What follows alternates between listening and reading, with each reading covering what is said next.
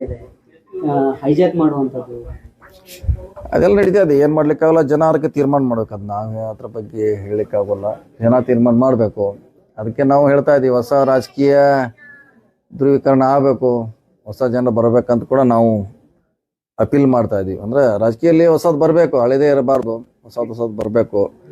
ಅದಕ್ಕೆ ನಮ್ಮ ಅಪ್ಪನಗೌಡ ಪ್ಯಾನಲ್ಗೆ ಸಪೋರ್ಟ್ ಮಾಡಿ ಅಂತ ನಾವು ಎಲ್ಲ ಕಡೆ ರಿಕ್ವೆಸ್ಟ್ ಮಾಡ್ತಾ ಇದ್ದೀವಿ. ಅದೇ ಸರ್, ಡೆವಲಪ್ಮೆಂಟ್ ಮಾಡಿದ್ರೆ ಯಾರಿಗೆ ಯಾಕೆ ಈ ರೀತಿ ಭಯ? ಅದನ್ನು ಅವ್ರಿಗೆ ಕೇಳಬೇಕಲ್ಲ, ನಾವು ಅದ್ರ ಬಗ್ಗೆ ಹೇಳಲಿಕ್ಕಾಗಲ್ಲ. ಈಗ ಅವರು ಅದಕ್ಕೆ ನಿಮ್ಮ ಪ್ರಶ್ನೆಗೆ ಉತ್ತರ ಕೊಡಬೇಕು. ನಾವು ಡೆವಲಪ್ಮೆಂಟ್ ಮೇಲೆ ಕೇಳ್ತಾ ಇದ್ದೀವಿ, ಹೊಸ ಅವಕಾಶ ಕೊಡಿ ಹೊಸಬರಿಗೆ. ಯಾಕಂದ್ರೆ ಈಗ ನಾವು 3 ತಿಂಗಳಲ್ಲಿ ಒಳ್ಳೆ ಕೆಲಸ ಮಾಡಿದ್ದೀವಿ ಎಲೆಕ್ಟ್ರಿಕ್ ಸೊಸೈಟಿಯಲ್ಲಿ. ಸೊ ಹಿಂದೆ ಅವರು 25 ವರ್ಷದಿಂದ ಅಲ್ಲಿ ಆಳಿದ್ದಾರೆ.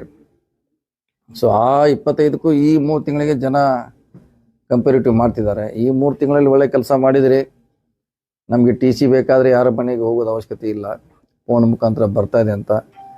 ಸೊ ಅದು ಮುಂದುವರಿಬೇಕಾದ್ರೆ ನಮ್ಗೆ ಅವಕಾಶ ಕೊಡಿ ಅಂತ ನಾವು ವಿನಂತಿ ಮಾಡ್ತಾ ಇದ್ದೀವಿ ಅಷ್ಟೇ. ಸರ್, ಈಗ ಈ ಚುನಾವಣೆಯಲ್ಲಿ ಗೋಕಾಕ್ ಸಂಸ್ಕೃತಿಯನ್ನ ಕೆಲ್ಕುವಂಥದ್ದು, ಅಲ್ಲಿನ ಜನರನ್ನ ಯಾವ ರೀತಿ ಇದೆ ಅಂತ ಹೇಳೋದು, ಇದು ಯಾಕಂದ್ರೆ ನಿಮ್ಮ ಮಠದ ನಡುವೆ ಇದು ನಡೀತಾ ಇದೆ, ಚುನಾವಣೆ ನಡೀತಾ ಇದೆ. ಎಲ್ಲ ಚುನಾವಣೆ ಬಂದಾಗ ಏನು ಹೊಸದಲ್ಲ ರೀ. ಚುನಾವಣೆ ಬಂದಾಗ ಗೋಕಾಕು ಅದು ಇದು ಹೇಳೋದು ಹಿಂದಕ್ಕಿಲೇ ಏನು, ಚುನಾವಣೆ ಬಂದಾಗ ಇದೊಂದು ಪರಿಪಾಠ, ಇದೊಂಥರ ಪಾಠ ಐದಾರು ಇದು. ಅದರಿಂದ ಜನರ ಮ್ಯಾಗ ಏನದು, ಯಾಕೆ ಜನ ನೋಡೋದು ಕೆಲಸ ಯಾರು ಮಾಡ್ತಾರೆ, ನಮ್ಗೆ ಯಾರು ಅವೈಲೇಬಲ್ ಇದ್ದಾರೆ, ಏನು ಮಾಡಿದಾರ ಅಷ್ಟೇ ನೋಡ್ತಾರೆ. ಈಗ ನಾವು ಭಾಷಣ ಮಾಡಿದ್ರೆ, ಆರೋಪ ಮಾಡಿದ್ರೆ ಅದ್ರ ಮೇಲೆ ಯಾರು ಓಟ್ ಹಾಕಲ್ಲ. ಈಗ ಈ ಚುನಾವಣೆಯಲ್ಲಿ ವಿಶೇಷವಾಗಿ ವೈಯಕ್ತಿಕವಾಗಿ ಟೀಕೆ ಟಿಪ್ಪಣಿಗಳು ಆಗ್ತಾ ಇದ್ದಾವೆ. ರಾಜಕೀಯವಾಗಿ ಟೀಕೆ ಟಿಪ್ಪಣಿಗಳು ಆಗ್ತವೆ, ಆ ಮಾತು ಬೇರೆ. ಆದ್ರೆ ಈ ಚುನಾವಣೆಯಲ್ಲಿ ವೈಯಕ್ತಿಕವಾದಂತಹ ಟೀಕೆ ಟಿಪ್ಪಣಿಗಳು ಆಗ್ತಾ ಇದೆ. ಆಗಬಾರ್ದು. ಅದು ನಾವು ಮಾತ್ರ ಎಲ್ಲೂ ಮಾಡಿಲ್ಲ. ನಮ್ಮ ಕಡೆಯಿಂದ ವೈಯಕ್ತಿಕವಾಗಿ ಟೀಕೆ ರಾಜಕೀಯ ಆರೋಪ ಮಾಡಿದ್ವಿ ಹೊರತಾಗಿ ನಾವು ಮಾಡಿಲ್ಲ. ಅದು ಅವ್ರಿಗೆ ಬಿಟ್ಟಂತ ವಿಚಾರ, ಅವ್ರ ವೈಯಕ್ತಿಕವಾಗಿ. ಅಂದ್ರೆ ಈ ಚುನಾವಣೆಯನ್ನ ತಾವು ಯಾವುದೇ ಕಾರಣಕ್ಕೂ ಈ ಇದ್ರ ವಿಚಾರ ಇಲ್ಲ, ಅವ್ರ ವ್ಯಕ್ತಿಗತ ಆಗಲಿ ಅವ್ರದ ಬೇರೆ ರೀತಿಯಿಂದ ಅದನ್ನ ಜನರು ಕೂಡ ಸ್ವೀಕಾರ ಮಾಡೋದಿಲ್ಲ. ಅದು ಜನರು ನೋಡೋದು ನಮ್ಮ ಸರ್ವಿಸ್ ಏನು, ನೀವೇನು ಮಾಡ್ತೀರಿ, ಹಿಂದೆ ಏನು ಮಾಡಿದ್ರಿ, ಅದನ್ನು ಮುಂದೆ ಏನು ಮಾಡ್ಬೋದು, ಅಷ್ಟ್ರ ಮ್ಯಾಗ ಓಟ್ ಹಾಕ್ತಾರೆ ಹೊರತಾಗಿ ನಮ್ಮ ಭಾಳ ದೊಡ್ಡ ಭಾಷಣಕ್ಕೆ ಯಾರು ಓಟ್ ಹಾಕೋಲ್ಲ.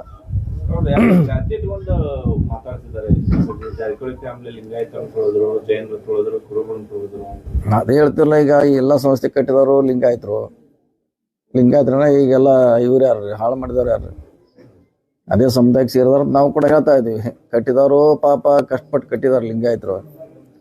ಅದನ್ನು ಇವರು ಈ ರೀತಿ ಈಗಾಗಲೇ 600 ಕೋಟಿ ರೂಪಾಯಿ ನಷ್ಟ ಮಾಡಿದ್ದಾರೆ ವೀರಾ ಶುಗರು. ಸೊ ಅದನ್ನು ಕೂಡ ನಾವು ಜನರಿಗೆ ಕನ್ವಿನ್ಸ್ ಮಾಡುವಂಥ ಪ್ರಯತ್ನ ಮಾಡ್ತಾ ಇದ್ದೀವಿ. ಸರ್, ಈಗ ತಮ್ಮ ಪ್ಯಾನೆಲ್ ಏನಾದ್ರು ಗೆತ್ತು ಅಂತಂದ್ರೆ ಏನ DCC ಬ್ಯಾಂಕ್ ಸೂತ್ರ ಇಲ್ಲಿ ಅನ್ವಯ ಆಗತ್ತಾ? ಲಿಂಗಾಯತರಿಗೆ ಅಧ್ಯಕ್ಷ ಸ್ಥಾನವನ್ನು ಕೊಡುವಂಥದ್ದು, ಅವ್ರನ್ನೇ ಇದು ಮಾಡುವಂಥದ್ದು, ಆ ರೀತಿ ಏನಾದ್ರು ಪ್ಲಾನ್ ಮಾಡ್ಕೊಂಡಿದ್ದೀರಾ ಅಂತ? ಇಲ್ಲ, ನೋಡೋಣ. ಅದು ಇನ್ನೂ ಚುನಾವಣೆ ಆಗಬೇಕು. ಭಾಳಷ್ಟು ಜನ ಲೀಡರ್ಸ್ ಅದಾರೆ ಇದಕ್ಕೆ. ಅಣ್ಣ ಸಾಬ್ ಜೊಲ್ಲೆ ಇದ್ದಾರೆ, ಬಾಲಚಂದ್ರ ಅವರು ಇದ್ದಾರೆ, ಮೆಟ್ಟಿಗಾರು, ಅಪ್ಪ ಸಾಬ್ ಶಿರ್ಕೊಳ್ಳಿ, ಇನ್ನೂ ಭಾಳ ಜನ ಅದಕ್ಕೆ ಲೀಡರ್ ಅದಾರ. ಅವ್ರನ್ನೆಲ್ಲ ಕೇಳಿ ಮಾಡ್ತೀವಿ. ಈಗೇನದ ಅಷ್ಟು ಅರ್ಜೆಂಟ್ ಇಲ್ಲ. ಸರ್, ಈಗ ಜಾರಕಿಹೊಳಿ ಕುಟುಂಬ ಮತ್ತು ಕತ್ತಿ ಕುಟುಂಬದ ನಡುವೆ ಒಳ್ಳೆ ಸಂಬಂಧ ಇತ್ತು. ಒಳ್ಳೆ ಯಾವ ವಿಚಾರಕ್ಕಾಗಿ ವೈಮನಸ್ಸಿತ್ತು ನೋಡಿ, ಅದು ಬಂದದ್ದು ಎಲೆಕ್ಟ್ರಿಕ್ ಸೊಸೈಟಿಯಲ್ಲಿ ಅವರೇ 6 ಜನ ಹೊರಗೆ ಬಂದರು. ಯಾರು? ಕತ್ತಿ ಕಡೆ ಇರುವಂಥ ಬೆಂಬಲಿಗರು, ಡೈರೆಕ್ಟ್ರು. ಅವ್ರು ಹೋಗಿ ಅಣ್ಣ ಸಾಬ್ ಜೊಲ್ಲೆ ಅವ್ರಿಗೆ ಅಪ್ರೋಚ್ ಆದರು. ಕರೆ ಅವ್ರಿಗೆ 6 ಜನ ಇತ್ತು, 4 ಕಡೆ ನಮ್ಮವ್ರು ಇದ್ರು, ನಮ್ಮ ಕಾನ್ಸ್ಟಿಟ್ಯೂನ್ಸಿ ಅವರು. ಸೊ ಅವ್ರಿಗೆ ನಿಮ್ಮ ಬೆಂಬಲ ಬೇಕು, ನಾವು ಈ ರೀತಿ ಹೊಸ ಆಡಳಿತ ಮಾಡ್ತೀವಿ ಅಂತ ನಮ್ಮ ಮೆಂಬರಲ್ಲಿ ಹೊಂದಾಣಿಕೆ ಆಯಿತು. ಸೊ ನಮಗೂ ಅನಿವಾರ್ಯವಾಗಿ ಅವ್ರನ್ನ ಬೆಂಬಲಿಸಬೇಕಾಯಿತು ಡೆವಲಪ್ಮೆಂಟ್ ದೃಷ್ಟಿಯಿಂದ. ಸೊ ಹೀಗಾಗಿ ಜೊಲ್ಲೆ ಅವರು ನಾವು ಕೊಡುವಂಥ ಸಂದರ್ಭ ಅನಿವಾರ್ಯ ಆಯಿತು. ಸೊ ಈಗ ಹೇಳಿದಂಗೆ ಇವ್ರು ರಕ್ಷಣೆ ಮಾಡಲಿಕ್ಕೆ ಚುನಾವಣೆ ಅನಿವಾರ್ಯ. ಯಾಕಂದ್ರೆ ನಾವು ಅರ್ಧಕ್ಕೆ ಬಿಡ್ಲಿಕ್ಕೆ ಆಗೋಲ್ಲ ಅವ್ರನ್ನ. ಸೊ ಅವ್ರಿಗೋಸ್ಕರ ಈ ಚುನಾವಣೆ ಮಾಡ್ತಾ ಇದ್ವಿ. ಸರ್, ಈಗ ನೀವು ಹೇಳ್ತಾ ಇರುವಂತದ್ದು, ನಿಮ್ಮ ಏನು ಕೆಲವೊಂದು ಜನ ಬಂದಿದ್ದಾರೆ, ಅವ್ರ ರಕ್ಷಣೆಗಾಗಿ ನಾವು ಮಾಡ್ತಾ ಇದ್ದೀವಿ. ಆದ್ರೆ ಅವ್ರು ಏನ್ ಹೇಳ್ತಾ ಇದ್ದಾರೆ,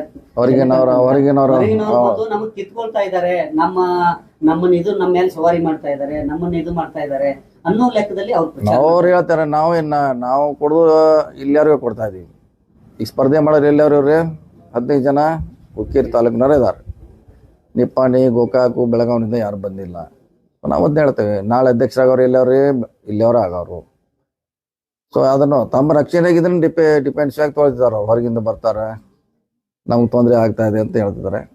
ಜನ ಅದನ್ನು ಕೇಳೋದಿಲ್ಲ ಅಂತ.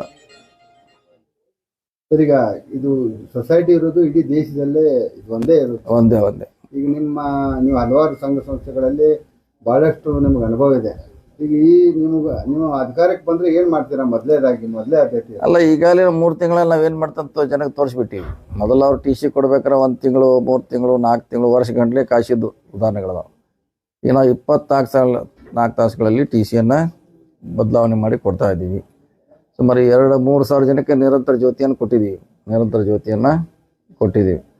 ಸೊ ಹಂತವಾಗಿ ಎಲ್ಲರಿಗೂ ನಿರಂತರ ಜ್ಯೋತಿಯನ್ನು ಕೊಡ್ತೀವಿ. ಸರ್, ಈಗ ಲಿಂಗಾಯತ ಸಮುದಾಯವನ್ನ ಎತ್ತಿ ಕಟ್ಟುವಂತ ಕೆಲಸ ಈ ಚುನಾವಣೆಯಲ್ಲಿ ನಡೀತಾ ಇದೆ. ನಮ್ಮನ್ನು ತುಳಿತಾ ಇದ್ದಾರೆ, ಎಲ್ಲ ಕಡೆ ನಮ್ಮ ಜಗಳ ಹಚ್ತಾ ಇದ್ದಾರೆ ಅನ್ನೋ ಒಂದು ವಿಚಾರವನ್ನು ಹೇಳ್ತಾ ಇದ್ದಾರೆ. ಈ ಮೂಲಕ ತಾವು ಈ ಹುಕ್ಕೇರಿ ತಾಲೂಕಿನಲ್ಲಿರ್ತಕ್ಕಂಥ ಲಿಂಗಾಯತ ಸಮುದಾಯಕ್ಕೆ ಏನು ಅಪೀಲ್ ಮಾಡ್ತೀವಿ ಸರ್? ಏನು ಹೇಳ್ಬಯಸ್ತೀರ ಅಂತ? ಇಲ್ಲ, ಅಪೀಲ್ ಮಾಡೋಂಥದ್ದು ಏನಿಲ್ಲವೇ ಇಲ್ಲ. ರಾಜಕೀಯ ಅಂದರೆ ಹಂಗೆ ಇರ್ತದೆ, ಅದೇನು ಹೊಂದಾಣಿಕೆ ಅಂತ ಪ್ರಶ್ನೆ ಇಲ್ಲ. ಯಾರು ಇದರಲ್ಲಿ ಜಾತಿ ಧರ್ಮ ಬರೋಲ್ಲ, ಗೆಲ್ಲೋದು ಒಂದೇ ಮಾನದಂಡ ಇದೆ. ಆ ಜಾತಿಯವ್ರು ಆ ಕಡೆ ಇದ್ದಾರೆ, ಈ ಜಾತಿಯವ್ರ ಪ್ರಶ್ನೆ ಇಲ್ಲ. ಸೊ ಇವಾಗ ಕಾಲಕ್ಕೆ ಒಂದ್ಸಾರಿ ರಮೇಶ್ ಕತ್ತಿ ಅವರು ಸೌದಿ ಅವ್ರ ಜೊತೆನೂ ರಾಜಕೀಯವಾಗಿ ಹೋರಾಟ ಮಾಡಿದ್ದಾರೆ, ಜೊಲ್ಲೆ ಅವ್ರ ಜೊತೆನೂ ಹೋರಾಟ ಮಾಡಿದ್ದಾರೆ, ಬೇರೆ ಬೇರೆ ಲಿಂಗಾಯತ ಸಮುದಾಯದಲ್ಲಿರೋ ಜೊತೆ ಹೋರಾಟ ಮಾಡಿದ್ದಾರೆ. ಇದೇನು ನಮ್ಮ ಜೊತೆ ಅಂತಲ್ಲ, ಮುಂಚೆ ಕೂಡ ಅವರು ಸಾಕಷ್ಟು ರಾಜಕೀಯವಾಗಿ ವಿರೋಧ ಪರವಾಗಿ ಹೋರಾಟ ಮಾಡಿದ್ದಾರೆ. ಸೊ ಇದು ಮೊದಲನೇದೇನಲ್ಲ, ಸೊ ನಡೀತಾನೆ ಇರ್ತಿತ್ತು.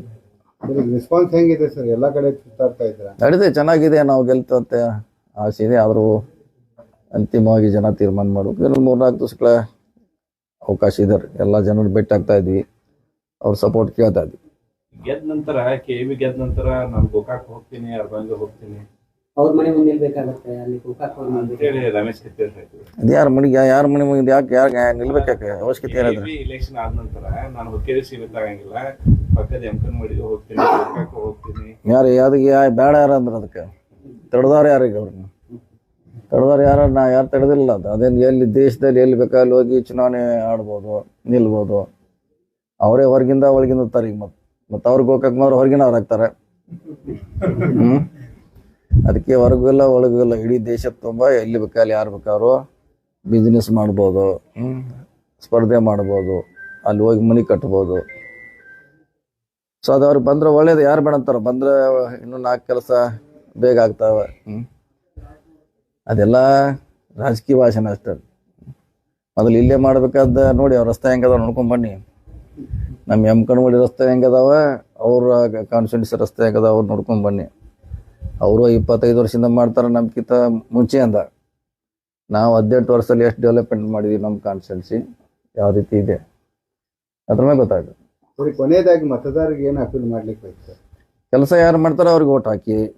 ಈಗ ನಾವು 3 ತಿಂಗಳಲ್ಲಿ ಕೆಲಸ ಮಾಡಿದ್ದೀವಿ. ಅವ್ರು 30 ವರ್ಷದಲ್ಲಿ ಅವರು ಇದ್ರು, ಅವ್ರ ಕಾರ್ಯವಕ್ಕೇನು ಜನ ನೋಡಿದ್ದಾರೆ. ನಮ್ಮದು 3 ತಿಂಗಳಲ್ಲಿ ನೋಡಿದ್ದಾರೆ.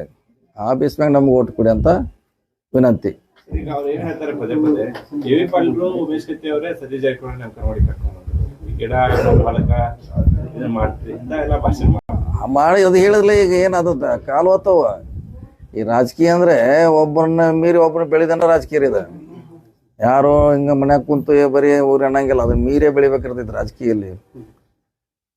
ಮತ್ತೆ ಇವರು DT ಪಾಟೀಲ್ ಬಸಗೌಡ ಕಾರ್ಖಾನೆ ಇವ್ರು ಹೆಂಗೆ ಕಸ್ಕೊಂಡ್ರೆ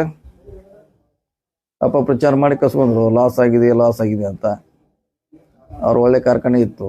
ಇವ್ರು 30 ವರ್ಷದೊಳಗೆ 600 ಕೋಟಿ ಲಾಸ್ ಆಯ್ತು. ಮತ್ತು ಅವಾಗ ಹೇಳಿದಲ್ಲ, ಮತ್ತೆ ಲಿಂಗಾಯತರನ್ನ ಸೋಲಿಸಿರಿ ಇವ್ರನ್ಯಾರು ಸೋಲಿಸಿ, ಬೇರೆಯವ್ರು ಸೋಲಿಸಿರಿ, SC ST ಸೋಲಿಸಿಲ್ಲ, ಲಿಂಗಾಯತರನ್ನ ಸೋಲಿಸಿರು. ಇಲ್ಲಿವರೆಗೆ ಇರೋದು ಯಾರಿಗೆ ಮಾಡ್ರಿ? AB ಪಾಟೀಲ್ಗೆ ಮಾಡ್ರು. ಅವ್ರು ಅವ್ರ ಜೊತೆ ಅವ್ರು ಡೆಫಿನೆಟ್ಲಿ ಅದನ್ನ ಕಾರ್ಡ್ ಪ್ಲೇ ಮಾಡ್ತಾರ. ಅದು ವರ್ಕೌಟ್ ಆಗೋಲ್ಲ ರೀ. ನೋಡ್ರಿ